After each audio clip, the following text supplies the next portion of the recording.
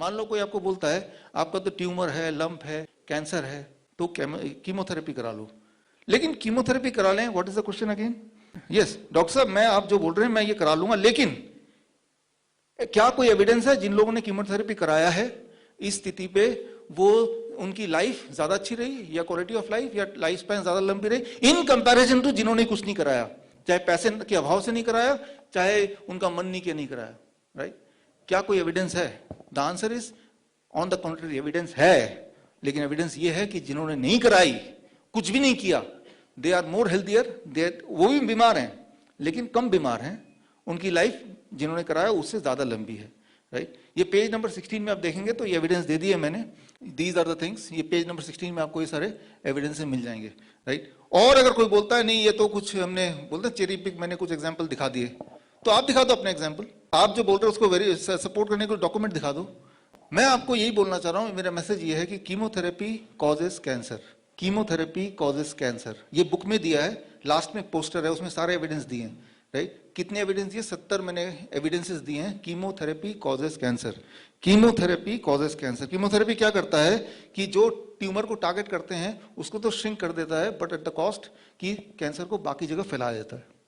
तो जो पेशेंट है ना वो तो ट्यूमर को देखता है ना, देखो ये छोटा हो रहा है, लेकिन आपको ट्यूमर को छोटा करना है या अपनी लाइफ स्पैन को बढ़ाना है? You have to ask a right question, what is your intention? To reduce the tumour size और your intention to live a longer life, to live a healthier life?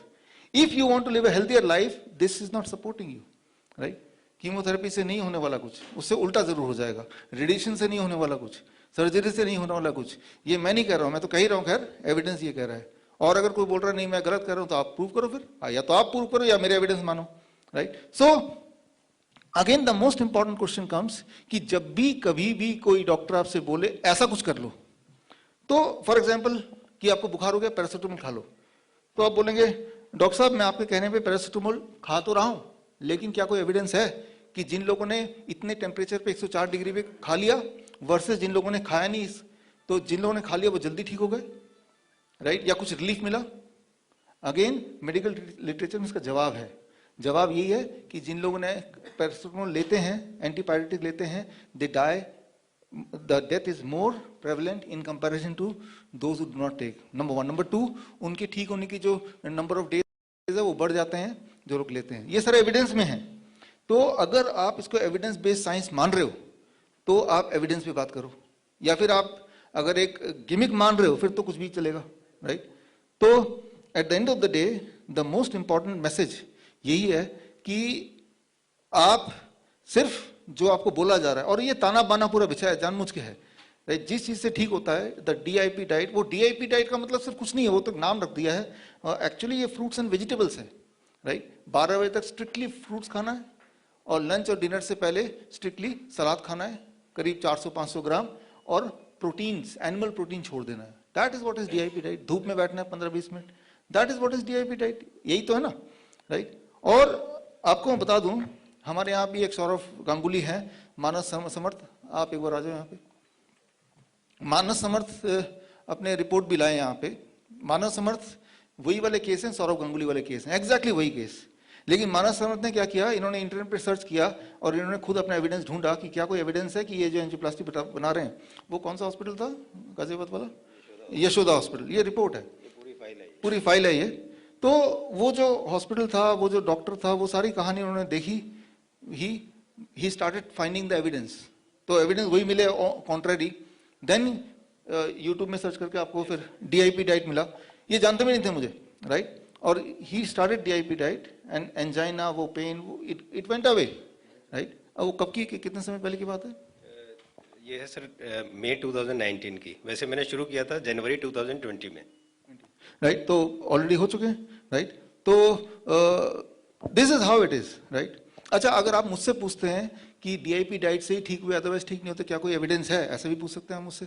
तो मैंने अपने बुक में जो clinical trial है, जो case studies हैं, वो सब मैंने दिया है। और मैं आपको बता दूं DIP डाइट कोई मेरा बनाया हुआ डाइट नहीं है, ऑलरेडी देयर। चाइना स्टडी पढ़ेंगे तो पहले से ही है, मैंने तो उसको एक सिंपल एक ऐसा शेप दे दिया ताकि आपको समझ आ जाए, आप आराम से कर पाए, nothing more than that, right? It is not my copyright, right? तो अगर मैं बोलूं ऑस्टियोपोरोसिस एक बीमारी है, थैंक यू, ऑस्टियोपोरोसिस में -6 मतलब बेड रिडन। ऑस्टियो -6 का किसी का अगर आ जाए नंबर, इसका मतलब वो अब उसको जिंदगी भर लेटे ही रहना है बेड पे, राइट। यानी कि उनकी बोन इज फ्रेजाइल, और जब तक जिंदा रहना है तो बेड पे ही लेटे रहना है। और वहां से ऊपर से साथ में कैंसर, राइट। और उन सब से निकल के, right, at the age of 55 अगर वो मैराथन रनर बन जाए तो। Simi Handa, are you there? Please आइए एक बार।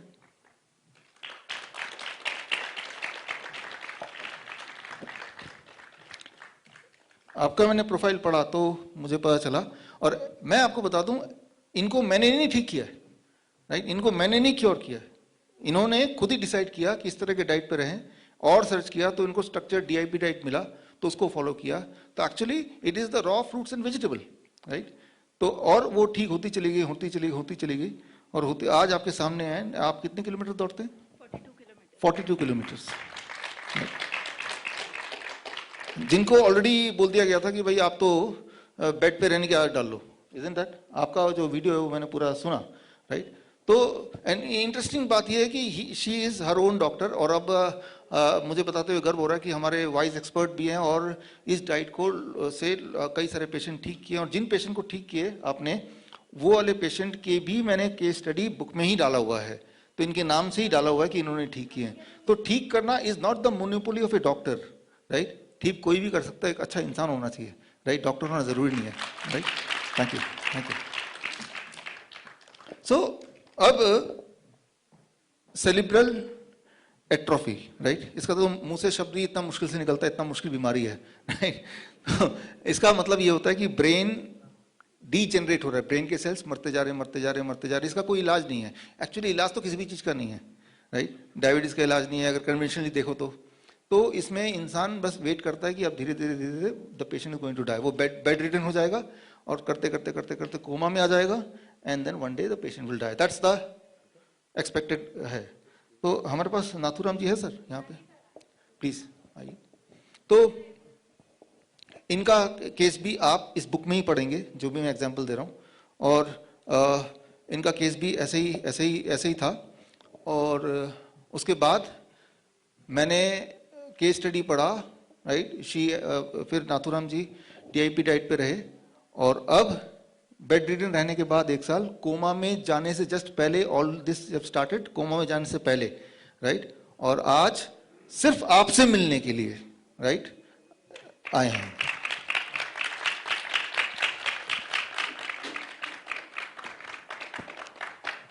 Thank you. यहीं से आप एक बार हेलो कर सकते हैं, यहीं से, हाँ, यहीं से कुछ बोलना है तो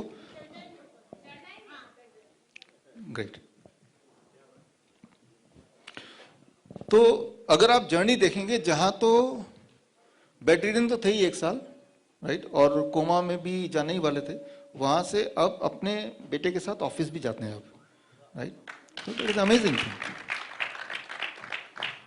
और मैं भी आज पहली बार ही मिल रहा हूं, right. So credit is not mine. हाँ, क्रेडिट मेरा नहीं है, इन्होंने खुद को ही ठीक किया है। नमस्कार। थोड़ा कुछ बोलना चाहेंगे? हाँ जी। पापा मेरे ख्याल से 9 महीने से बेड पर थे जैसे, और शायद 22 घंटे दिन में सोए रहते थे। बट एनी हाउ हम जैसे भी डॉक्टर अमिता के पास पहुंचे और उसके बाद डाइट स्टार्ट किया, तो मेरे ख्याल से 15 दिन के बाद हमें रिजल्ट मिलना शुरू हो गया। और शायद आज 2 महीने हुए हैं कि पापा चल पा रहे हैं और दिन के पूरे रूटीन वर्क सब कुछ अपने आप करते हैं। 22 घंटे दिन में सिर्फ सोए रहते थे या लेटे रहते थे, सिर्फ 2 घंटे पूरे 24 घंटे के अंदर उठ के कुछ भी करने के लिए आते थे, और आज वो बैठे बात कर रहे हैं। जी, अब मैं ठीक हूँ जी। अब बहुत फर्क है मेरे को। Thank you sir. Thank you. आपका नाम क्या है? सर अमिता जैन। अमिता जैन, धन्यवाद। डॉक्टर साहब, हमें डॉक्टर ने वो चीज बोल चुके थे कि ब्रेन श्रिंक होना स्टार्ट हो चुका है इनका, और वही जो भी साल भर का जिसे टाइम दिया गया था हमें, बट अब जो लग रहा है वो कंडीशन बहुत सारी मेडिसिन भी ऑफ हो गई है, सिर्फ शुगर की हाफ टेबलेट है, और इनका इंसुलिन भी शुरू करा था डॉक्टर्स ने, और so many heavy doses of medicine, क्योंकि मैं इनका केस पूरा स्टडी किया है। और विद इन 5 to 6 days आप सोचो ये ऑफिस चले गए थे मेडिसिन बंद करने के बाद ही, मतलब इट वॉज मेरेकल। मुझे आंटी ने बोला चमत्कार हो गया कि डॉक्टर्स ने बोला कि कोमा में जा रहे हैं, और इनके डॉक्टर ने मुझे बोला था, उनके थ्रू मेरे पास केस आया था कि इन्होंने पहचानना बंद कर दिया है, किसी से बात नहीं करते हैं, कुछ खाते पीते भी नहीं है। और जब मैंने इनका मेडिसिन देखा एट लाइक स्टैटिन, जो जो मैंने एज ए न्यूट्रिशन प्रोग्राम में भी पढ़ा और डायबिटीज एज एजुकेटर, उसमें सर मैंने देखा कि यार मेडिसिन उनका डबल डोज का कर दिया था, इंसुलिन डबल डोजेस की हो गई थी। मैंने जब देखा कि इनको इंसुलिन का भी नीड नहीं है, मेडिसिन इनका हार्ट का कोई एज सच कुछ हुआ नहीं था, तो मैंने मेडिसिन इनका ऑफ किया और विद इन 4 to 5 days ही went to the office. That's wonderful, thank you, thank you, thank you, thank you. तो ये मिरेकल नहीं है, भगवान ने हमारी बॉडी को मिरेकल ही बनाया है, लेकिन हम जब ऐसा देखते हैं तो हमें मिरेकल लगता है, क्योंकि हम उस हाथी के बच्चे की तरह, उस हाथी की तरह चेन से बंधे हुए हैं, राइट। तो हमारी माइंडसेट हो गई, तो हम बीमार पड़े तो हम धीरे धीरे डिटेरियोरेट करेंगे and one day we will die, right. जबकि ऐसा नहीं है, राइट। तो अभी छत्तीसगढ़ से रिसेंटली अभी रिटायर्ड हुए डीएसपी दिलीप कुमार जी, आप हैं यहाँ पे सर? प्लीज आइए स्टेज पे। छत्तीसगढ़ से आए स्पेशली आपसे मिलने और मुझसे मिलने, और आपके आने से पहले आज मेरे ख्याल से 11 बजे हमारी पहली मुलाकात हुई, राइट। तो आप बस 1 मिनट में अपनी हिस्ट्री और अभी क्या है थोड़ा सा बताइए। नमस्कार सर, सबको नमस्कार। मैं दिलीप चंद्राकर, डीएसपी रिसेंट अभी 1 जनवरी से हुआ हूँ छत्तीसगढ़ पुलिस से, और मैं 4 महीने से डीआईपी डाइट ले रहा हूँ। वेट मेरा 78 से 68 हो गया है, और मैं शुगर का 20 साल से दवाई ले रहा था, वो लेना बंद कर दिया है 3-4 माह से, और मेरे को अच्छा फीलिंग हो रहा है। और इसके लिए डॉक्टर विश्वराज चौधरी को मैं साधुवाद देना चाहता हूँ। मेरे परिवार के लोग सभी शॉकिंग है कि ये जा रहा है दिल्ली, इसका पता वगैरह नोट करे कहीं ये ऊपर ना चला जाए। रिश्तेदार लोग कि ये इस तरह से चल रहा है बिना दवाई के। लोग बाग दूध की चाय मैं नहीं पीता हूँ तो लोग बाग और उल्टा पीने लग गए हैं कि नहीं नहीं ये गलत है और हम लोग सही हैं।